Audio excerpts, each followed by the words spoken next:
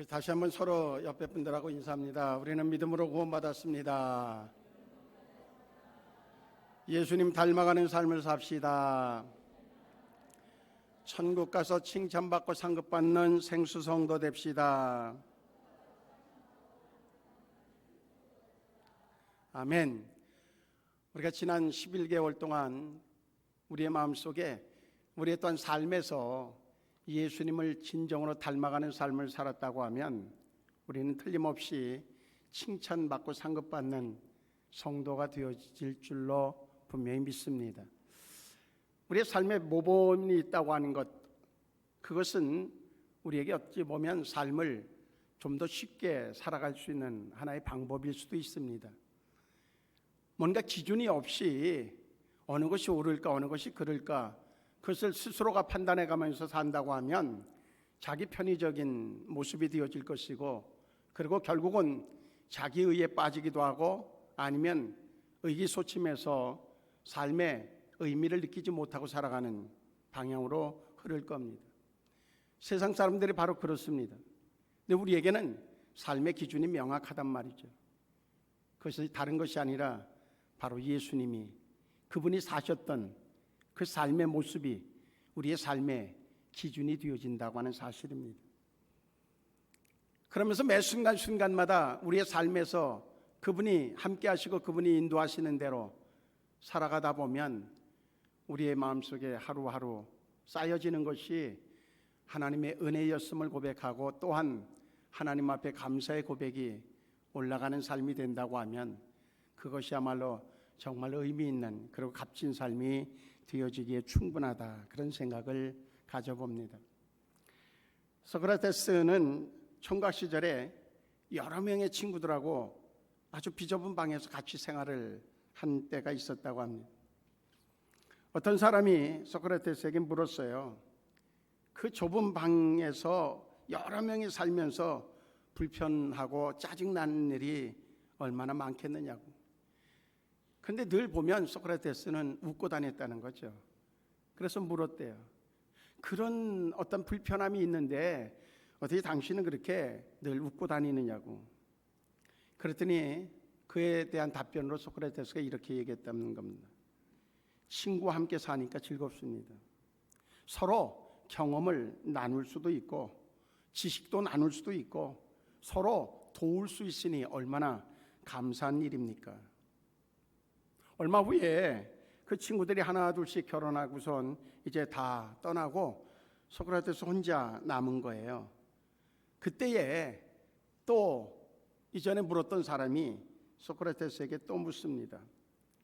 여럿이 살다가 이제 다 떠나고 그때는 여럿이 살아서 좋은 점이 많이 있다고 했는데 지금은 혼자이고 그래서 상황이 어찌 보면 나빠질 수 있을 터인데 그럼에도 불구하고 지금도 여전히 웃고 다니는 이유가 뭡니까?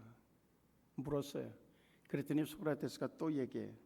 지금은 여기 있는 많은 책들이 다 언제든지 내 마음대로 볼 수 있다고 하는 이점이 있습니다.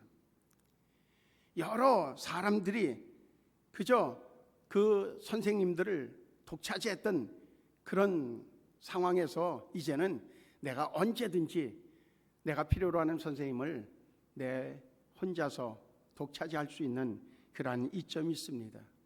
그러니 내가 감사하지 않을 이유가 어디 있습니까? 그 뒤에 소크라테스도 결혼을 했어요. 결혼했는데 그가 거하게 된 집이 아주 제일 아래층 1층에 이제 세를 얻어서 살게 되어졌대요. 그때 친구가 와서 물었어요.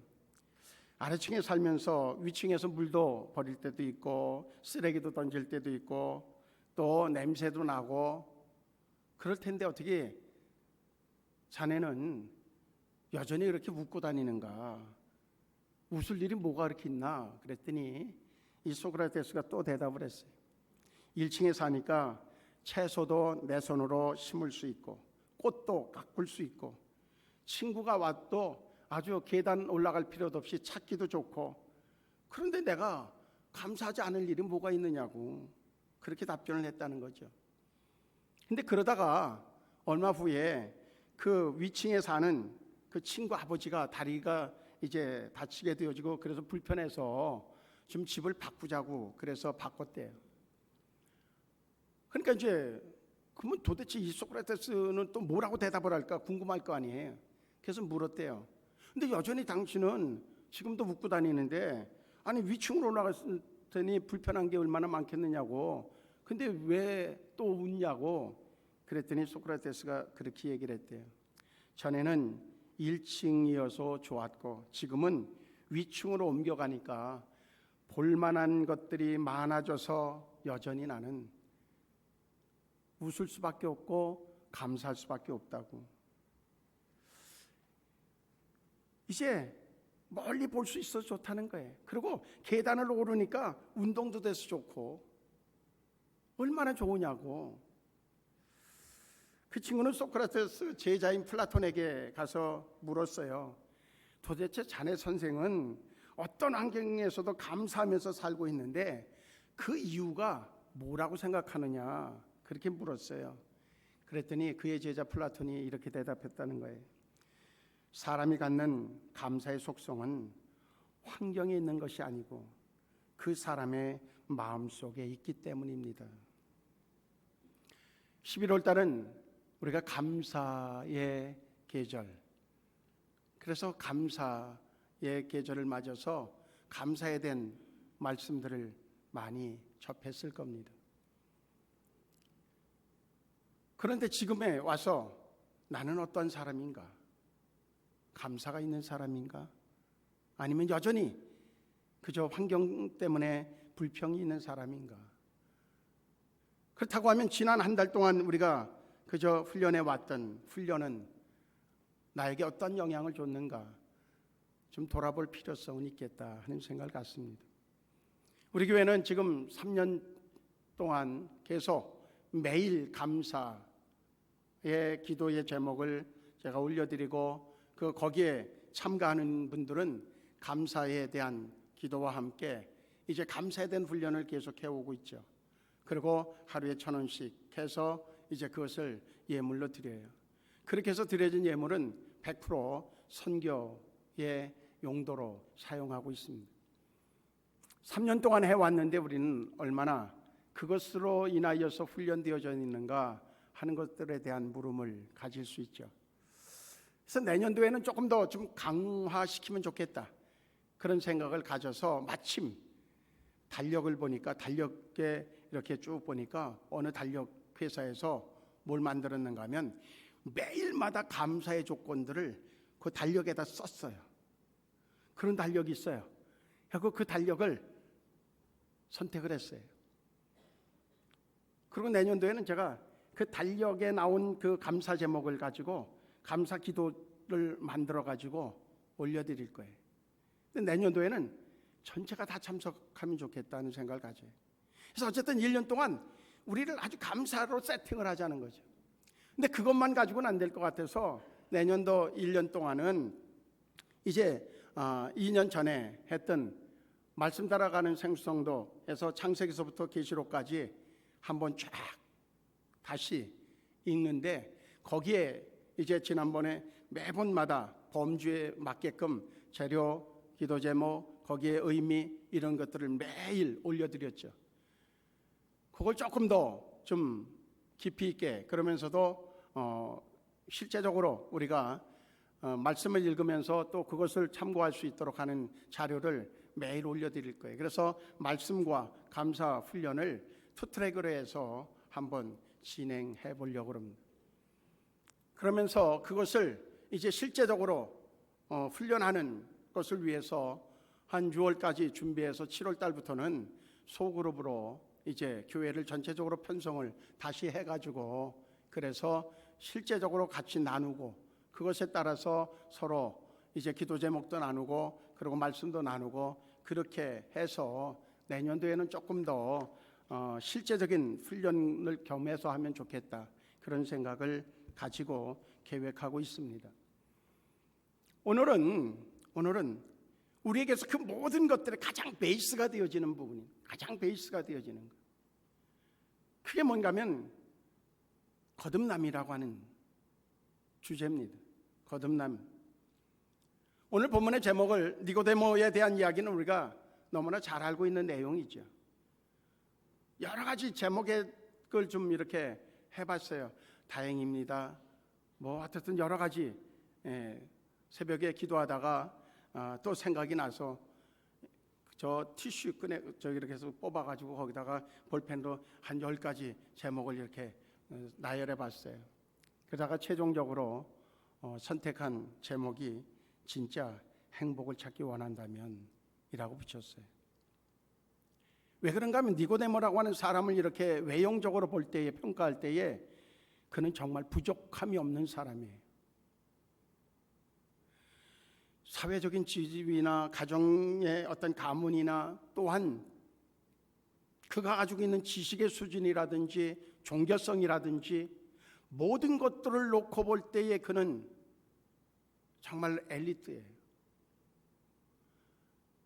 인간적으로 흠잡을 데가 없는 사람이에요. 그런데 그 사람이 뭐가 그렇게 아쉽고 갈증이 나는지 밤에 예수님을 찾아갈 정도예요. 다른 사람들 볼 때 부러워하는 대상인데 그 부러워하는 그 사람이 뭔가 속이 텅 빈 거예요. 그래서 정말 삶이 행복하지 않은 거예요. 평안함이 없는 거예요. 뭔가 쫓기는 듯한 모습도 있어요. 그래서 이 삶의 갈증을 해결할 수 있는 방법이 뭘까를 찾게 되어졌는데 그때에 거리에서 어느 집에서 어느 한 사람이 행하는 모든 행위가 도저히 자기가 할 수 없는 범주일 뿐만 아니라 이제 그분을 만난 사람들이 삶이 달라지는 모습을 이제 들어서 알게 되어져요.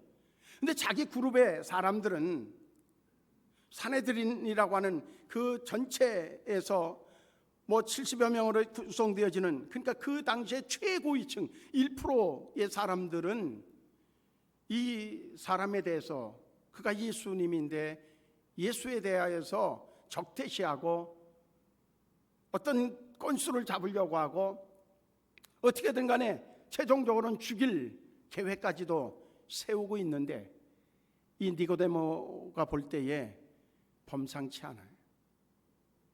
그의 마음속에 저분을 만나면 내가 가지고 있는 이 숙제를 풀을 수 있겠다는 생각을 갖게 되어지는 거예요.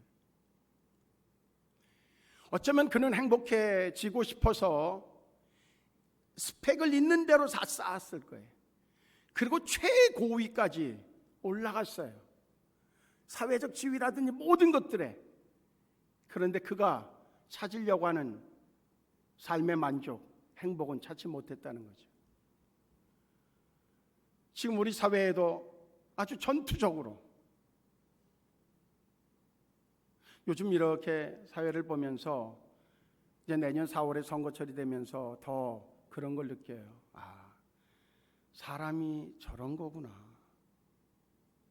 그 자리를 하나 어떻게 배지를 하나 달려고 참 이렇게 보면 저 사람이 그래도 대학까지 공부한 사람? 저 사람이 뭐 어떻든 지도자? 가치도 못 느낄 정도의 그러한 행태를 보인단 말이에요. 스스로 생각해도 창피한 거를 느낄 거예요.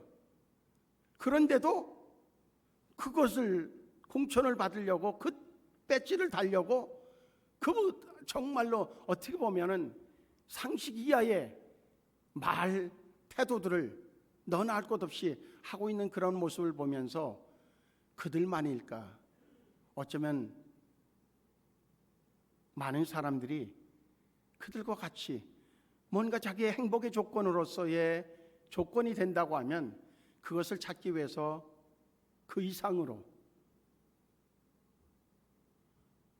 때로는 그것이 성취되어지지 않는다고 할 때에 극단적인, 때로는 사람을 해하기도 하고 비양심적인 것은 이제 그것은 아예 하순위이고 극한 모습을 선택하는 그런 사회 속에서 살면서 우리는 그래도 전혀 다른 양태의 모습, 정말 예수 믿는 사람 그러면 어때요?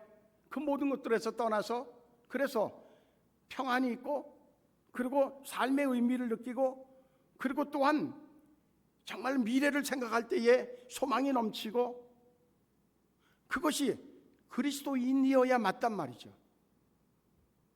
그리스도인 그러면 그래야 될 거예요. 그리고 우리와는 좀 다른 사람이어야 마땅할 거예요. 그런데 기독교에 대한 신뢰도는 점점 추락하고 있는 것이 현실이라는 거죠. 그럴 법한 게 그리스도인이라고 하는 것을 하나 얹어놓았을 뿐이지 바뀐 게 없기 때문에 그렇다는 거죠. 니고데모는 그렇지는 않았어요. 사람들에게 존경을 받는 사람이었었고, 그리고 사람들을 어떤 성경적으로 가르치는 사람이었었고, 그리고 또한 모든 종교적인 문제를 결정하는 사람이었어요. 그런데 그의 마음은 누가 뭐라고 하지 않아도 그의 마음은 평안하지 않았다는 거죠. 만족감이 없었다는 거죠.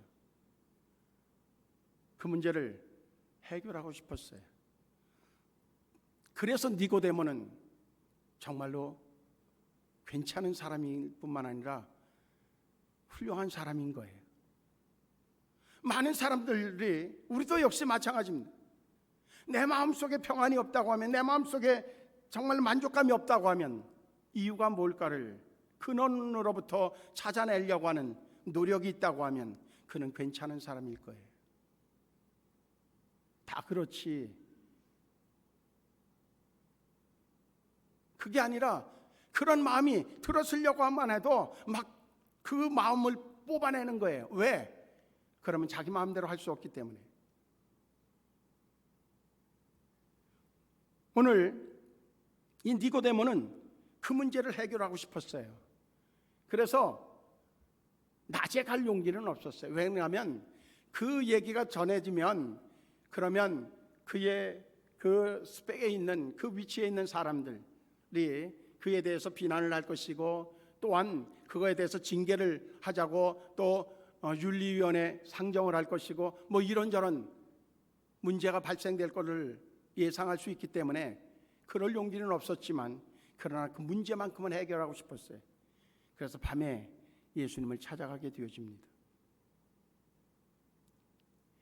예수님을 찾아가서 던지는 얘기가 무슨 얘기인가 하면, 선생님은 내가 보니까 하나님께로부터 오신 선생인 줄을 내가 압니다. 왜 그러냐 하면, 하나님이 함께 하시지 아니하면 당신이 행하시는 이 표적을 아무도 할 수 없기 때문입니다. 그렇게 얘기해요. 근데 그 얘기에 예수님은 그에 대한 답변이 아니라 아주 직설적으로, 어찌 보면 엉뚱한 얘기를 해요. 그 얘기가 뭔가 하면, 진실로 진실로 내게 이르노니 사람이 거듭나지 아니하면 하나님의 나라를 볼 수 없느니라.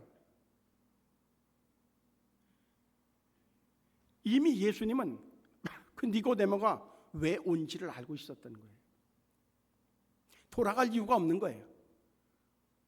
너의 문제는 지금 거듭나지 않았기 때문이라고 얘기를 하고 있는 거예요. 그러면 넌 하나님 나라를 볼 수 없다. 그 얘기를 하고 있어요. 그러다가 이제 5절에 가서, 말미에 가서 뭐라고 얘기하는가 하면 하나님 나라에 들어갈 수 없다, 그렇게 얘기해요.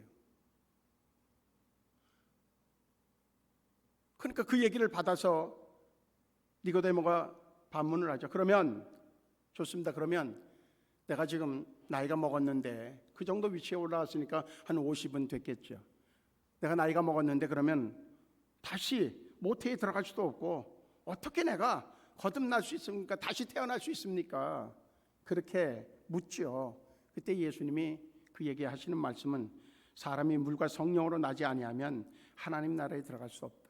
육으로 난 것은 육이고 영으로 난 것은 영이니 내가 내게 거듭나야 하겠다 하는 말을 놀랍게 여기지 말아라. 그렇게 얘기하면서 바람에 대한 이야기도 하고 이제 대화가 진행되어집니다. 그리스도인 그러면 거듭난 사람을 단정적으로 지칭합니다. 거듭난 사람이라고 하는 것은 단순히 술을 끊었든지 담배를 피우다가 끊는다든지 그러한 생활의 일부분을 수정하는 것을 얘기하지 않아요. 아주 분노가 정말로 잦고 그리고 식욕, 쾌락의 습관 이런 것들을 좀 고친 정도, 그것을 의미하지 않아요. 낡은 집에다가 페인트 칠 좀 하고 새 집 됐네, 그게 거듭남이 아니라는 거죠. 거듭남은 본성이 변화되어진 것을 이야기해요. 예수님이 첫 번째 이루신 그 기적이 뭔가 하면 바로 물이 변해서 포도주로 바뀐 그러한 기적입니다. 물이 변해서 포도주로 바뀐 그것의 의미는 바로 예수님이 오신 목적에 대한 이야기를 해주고 있는 겁니다. 무엇을 얘기해요? 믿음으로 구원받을 수 있다고 하는, 뭔가 정말 완벽히 바뀌어질 수 있는 그런 근원적인 그런 힘은 바로 예수님에게 있다고 하는 것을 의미해 주고 있어요. 거듭났다고 하는 것은 행동 조금 바뀐 것이 아니라 인생의 방향을 완벽하게 바꾼 그것을 가지고서 거듭났다, 그렇게 이야기해 주는 거예요. 이제 죄에 대해서는 죽고 그리고 하나님이 주신 새 생명을 얻은 것, 이것을 거듭남이라고 얘기하고, 바울은 고린도후서 5장 17절을 통해서 그런즉 누구든지 그리스도 안에 있으면, 믿으면 새로운 피조물이라, 이전 것은 지나갔으니 보라 새 것이 되었느니라, 그렇게 얘기해요. 새로운 피조물, 그가 바로 거듭난 자라고 하는 거죠. 그래서 물과 성령으로 거듭났다고 하는 것은, 다시 나야 된다고 하는 것은 우리가 죄를 고백하고 죄사함을 얻고 그렇게 되어졌을 때 새로운 존재가 되어진다고 하는 의미를 이야기해 주고 있는 거예요. 올 1년 동안 우리는 예배를 시작하면서 말씀을 들으면서 서로 인사를 나눴습니다. 우리는 무엇으로? 믿음으로 구원받았다는, 이 인사가 그냥 단순히 인사 말이 아닙니다. 우리의 신앙의 가장 기본입니다. 거듭남의 가장 기본입니다. 정말 죄를 고백하고 동시에 그래서 예수를 믿음으로 우리는 구원함을 얻은 새로운 피조물이 되어졌다고 하는 의도입니다. 그렇게 간단해요? 간단하죠.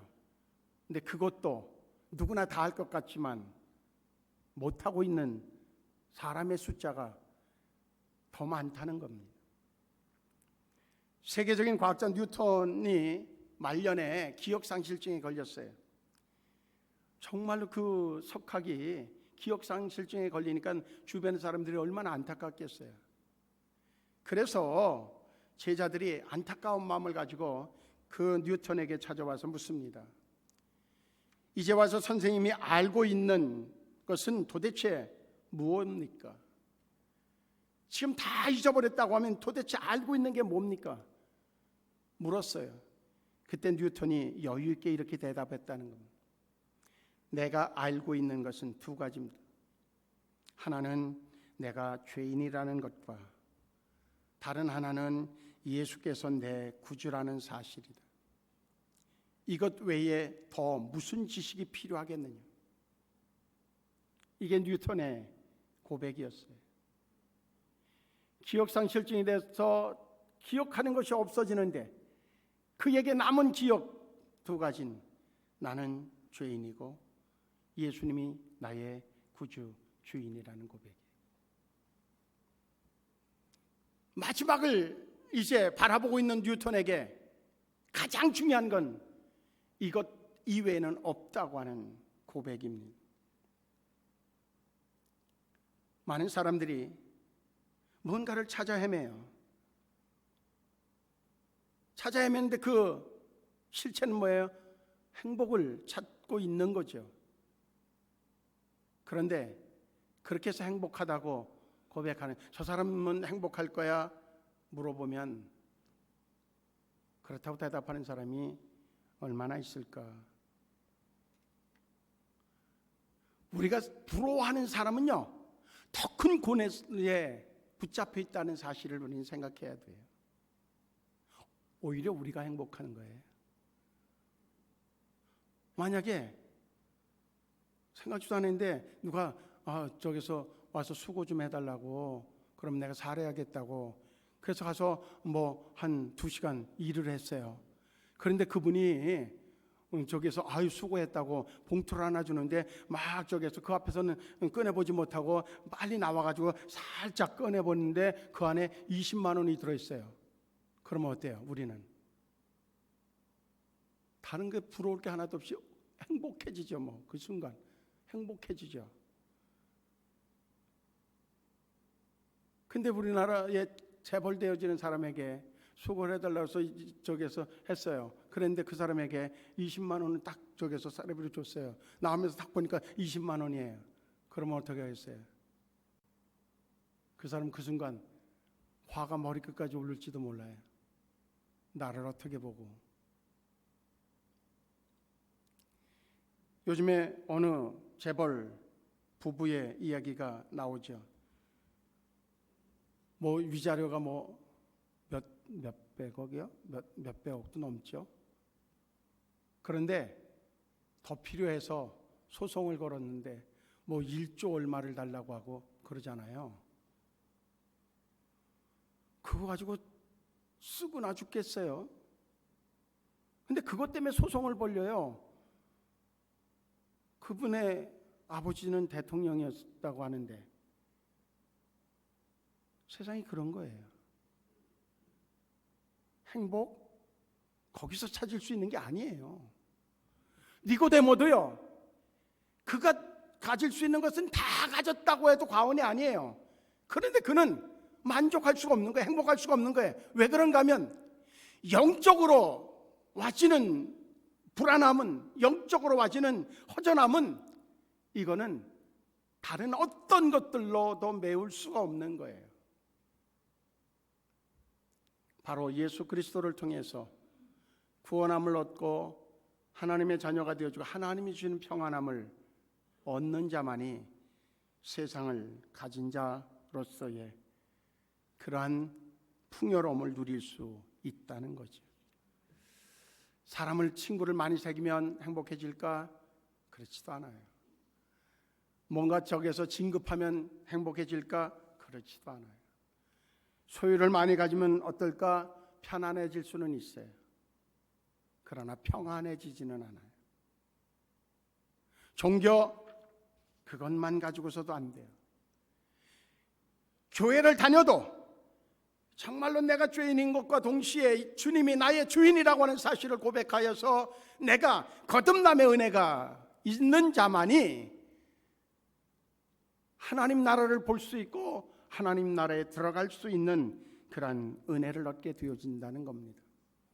우리 사회는 지금 마약으로 인해서 지금 위험 수위를 느낄 수 있을 만큼 청정국에서 지금 엄청난 위기감을 느낄 수 있는 형태로 가고 있어요. 왜 그래요? 행복을 찾아서. 왜 그래질까? 점점 기독교 인구가 줄어가고 있다고 하는 사실이 반증해주고 있는 거예요. 그 인구가 줄어들면 줄어들수록 우리 사회는 중독에 시달릴 거예요. 왜요? 예수만이 우리에게 진정한 평안을 줄 수 있고 아주 작은 것에도 감사할 수 있는 그러한 마음을 허락해 주실 수 있기 때문에 그래요. 그것이 하나님의 마음이기 때문에 그래요. 그래서 우리는 어쩌면 세상에서 가장 행복한 사람들이라고 하는 사실을 인정해야 돼요. 우리 옆에 분들하고 인사할까요? 우리가 가장 행복한 사람입니다. 우리가 가장 행복한 사람이에요. 그걸 스스로가 인정해야 돼요. 왜요? 주님이 내 안에 계시고 그분이 나의 삶을 인도하고 계시기 때문에 그래요. 근데 그것을 우리가 느끼기 위해서, 날마다 그 사실을 인정하기 위해서 내년도에는 말씀이 우리의 삶의 기준이고 말씀이 우리의 삶의 안내자이기 때문에 그렇죠. 오늘 새벽에 우리가 민수기서 10장을 봤습니다. 민수기서 10장의 내용은 뭐예요? 뭔가 쳐서 그래서 나팔을 만들고, 그리고 나팔을 부는 것에 따라서 한 번 불든지 두 개로 불든지 그것에 따라서 이스라엘 백성들에게 취할 수 있는 행동 지침을 내려주셨어요. 그것을 통해서 이스라엘 백성들을 인도하겠다는 거예요. 다시 얘기하면 하나님의 말씀이 우리에게 임하는 그 말씀을 통하여서 우리는 우리의 삶에 가야 될 길을 바로, 그리고 하나님의 계획하신 축복을 얻을 수 있는 길을 갈 수 있다고 하는 것을 우리에게 가르쳐주고 있는 거예요. 성도는 말씀이 삶의 기준이 되어질 때에 우리는 승리하는 자가 되어줄 수 있다고 하는 거죠. 이 니고데모는 그 사실을 지금 찾았어요.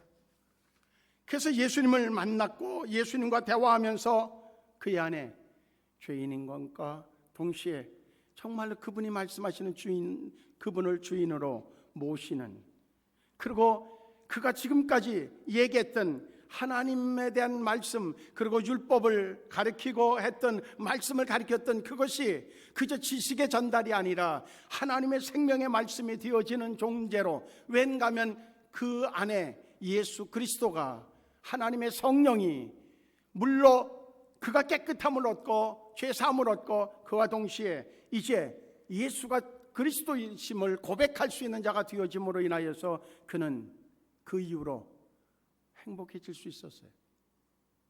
무엇을 통해서 알 수 있는가 하면 나중에 니고데모의 행적을 보면은 알 수 있게 되어집니다. 니고데모는 그가 이제 구원함을 얻고 난 이후에 그는 오늘 그 말씀 이전에 보면, 이후로 보게 되면 그 산헤드린이라고 하는 공회원들 사이에서 그는 직접 예수님을 증거하는 자가 되어집니다. 그랬더니 요한복음 7장 50절로 52절에 보게 되면 산헤드린에 있는 그 동료들이 그를 막 비난하는 내용이 나와집니다. 숨어서 예수님을 만나러 갔던 그가 이제는 자신 있게 예수님을 증거하는 자가 되어집니다. 그와 함께 요한복음 19장 39절을 보게 되면 아리마대 사람 요셉과 함께 예수님을 장사 지내는 그 일에 동참하는 자가 되어져요. 그는 지금 어찌 보면 어떠한 상황이 와도 그는 괜찮다고 하는 마음의 평안과 담대함이 그에게 주어져 있는 거예요. 손수 그래서 예수님을 매장하는 일에 함께한다고 하는 얘기는 그것을 통해서 그가 산헤드린이라고 하는 그 지위를 잊어버린다고 할지라도 그는 그 일을 한다고 하는 이야기는 거기에서 자기가 행복을 찾을 수 있는 것이 아니라 바로 예수님에게로부터 자기는 행복을 찾았다고 하는 것을 증거해 주고 있는 내용이에요. 요한복음 19장 39절의 말씀을 보면 예수님의 시체에 모략을 가지고 가서 이제 그 그것을 가져다가 예수님에게 사용하는 내용이 나와집니다. 니고데모가 가지고 간 모략은 백근이었다고 그래요. 그 당시에 모략 백근은 누구에게만 쓸 수 있었는가 하면 그 나라의 왕의 시체나 왕에게만 쓸 수 있는 것이 모략 백근이었었다는 거예요. 그것을 통해서 니고데모는 예수님이 만왕의 왕이라고 하는 사실을 인정해 주는 그러한 어떤 태도를 보여주고 있어요. 완전히 달라졌죠. 정말 예수님을 만난 그 사건 이후에 그는 세상 것을 가지고서 행복을 찾으려고 하는 것이 아니라 예수님 만난 그것으로부터 그는 행복을 찾았고 동시에 진정으로 그의 삶의 모든 방향은 하나님의 영광을 드러내고 하나님의 말씀을 행하는 것으로 그는 살아갈 길을 결심했다고 하는 겁니다. 그리스도인으로서 거듭난 자의 축복이 뭐냐? 이제 무엇보다 하나님 나라를 오늘 본문에서 예수님이 말씀하신 것처럼 볼 수 있고 들어갈 수 있다는 거예요. 요한복음 3장 3절 오늘 말씀에 보면 예수께서 대답하여 이르시되 진실로 진실로 내게 이르노니 사람이 거듭나지 아니하면 하나님 나라를 볼 수 없다. 5절의 말씀을 때 예수께서 대답하시되 진실로 진실로 내게 이르노니 사람이 물과 성령으로 나지 아니하면 하나님 나라에 들어갈 수 없다. 그런데 거듭난 자 그리스도인 우리 모두는 하나님 나라를 볼 수도 있고 들어갈 수 있는 축복이 우리에게 와져 있다고 하는 겁니다. 동시에 요한복음 1장 12절로 13절 말씀을 보면 영접하는 자 그의 이름을 믿는 자들에겐 하나님의 자녀가 되는 권세를 주셨다고 그랬어요. 이 권세는 혈통으로나 육정으로 사람의 뜻으로 나지 않고 오직 하나님께로부터 난다고 말씀해 주고 있어요. 우리 모두는 그래서 하나님의 자녀인 줄로 믿습니다. 우리 옆에 분들하고 그렇게 인사해. 우리는 하나님의 자녀입니다. 할렐루야. 그와 함께 우리 안에는 그분이 계신데 그분의 성품을 우리에게 허락해 주셨음을 베드로후서 1장 3절로 4절 말씀을 통해서 가르쳐 주고 있어요. 이제 우리에게 필요한 것이 있습니다. 그건 뭔가 하면 내가 그러한 존재라고 하는 사실에 대하여서 우리 스스로가 인정하는 거예요. 분명한 것은 예수님을 믿는 자들에게 주어지는 그러한 특권이 이미 하나님을 사랑하는 마음을 허락해 주시고 성경을 통해 볼 때 에베소 4장 22절로 24절 보게 되면 이미 하나님은 우리의 마음속에 새 마음을 주셨다고 약속해 주고 있어요. 그와 동시에 이제 하나님을 믿는 새 마음을 통하여서 이제는 우리가 어떻게 하면 하나님의 뜻 안에서 살아갈 수 있을까라고 하는 그런 삶의 가르침과 함께 모든 능력을 우리에게 허락해 주셨다고 성경은 우리에게 가르쳐주고 있습니다. 거듭난 자는 말씀에 순종하고자 하는 마음이 늘 생겨지게 되어져 있어요. 그래서 어떻게 하면 정말로 나의 오늘의 삶도 하나님을 기쁘시게 하는 삶으로 살아갈까? 그것이 우리의 하루의 출발선에 서 있는 우리가 하는 생각이라고 하는 겁니다. 아무쪼록 우리가 행복을 찾기 원해서 우리는 이미 찾았어요. 어떻게? 예수님이 나의 구세주라고 하는 사실을 인정했고 그분이 우리 안에 거하시며 우리와 함께 동행해 주시고 계시기 때문에 그래요. 우리 주변 사람들에게 이야기해야 돼요. 아둥바둥 뭔가 취하면 더 자기가 행복해질 줄 알고 그저 몸을 헤쳐가면서 마음을 다 상해가면서 그러면서 또 양심을 팔아가면서 그리고 또한 모진 그러한 말 행동을 행해가면서 행복을 찾아보겠다고 몸부림치는 사람들이 있다고 하면 우린 그들에게 명확하게 가르쳐 줘야 돼요. 니고데모와 같은 그렇게 1%의 사람도 느꼈던 그 느낌을 해결했던 그 방법을 그들에게 가르쳐 줘야 될 거예요. 당신 그거 가지고 행복할 수 없다고. 지금까지 당신이 계획했던 것 얻었던 그 순간 그 행복이 지금 계속되고 있느냐고. 더 많은 것, 더 높은 것을 찾아가고 있고 그것으로 인해서 당신이 실제적으로 망가지고 있지 않느냐고 이야기하면서 그들에게 가장 쉬운 방법을 가르쳐 줘야 됩니다.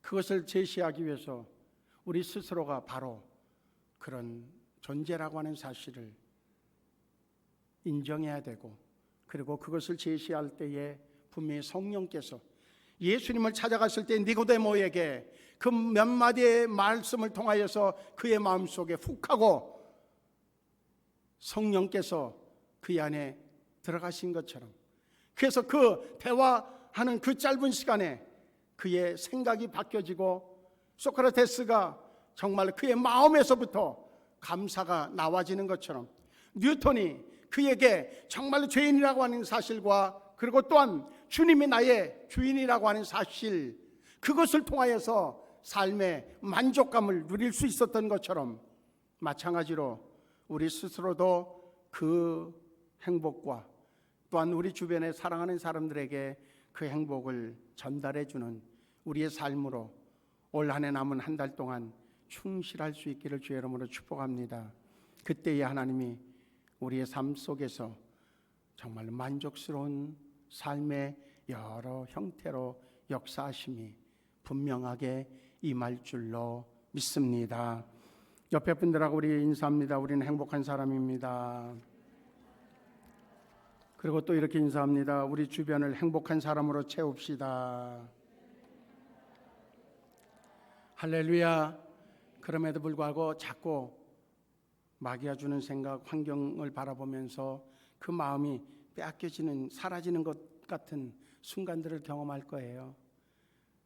그때 우리는 말씀과 감사로 되돌려 놔야 돼요. 근데 그것이 혼자서 안 되면 믿음의 공동체를 이렇게 만들어 드릴 텐데, 그들과 함께 대화하며 말씀을 나누고 은혜를 나누면서 그것을 계속 유지해 가도록 해야 될 거예요.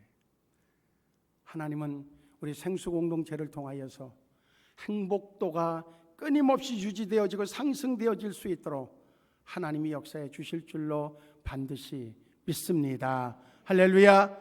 기도하시겠습니다. 좋으신 하나님,